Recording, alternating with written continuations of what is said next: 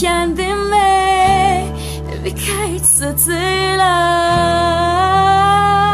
Suçluyum bahar gözlerine, yağmur yağmışsa artık huzursuzsan.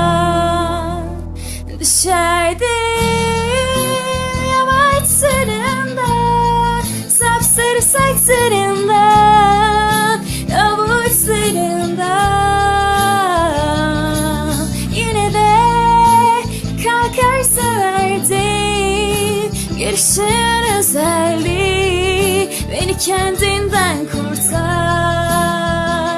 Düşerdim yamaçlarından, sapsarı saçlarından, avuçlarından. Yine de kalkar severdim, görüşüm özeldi, beni kendim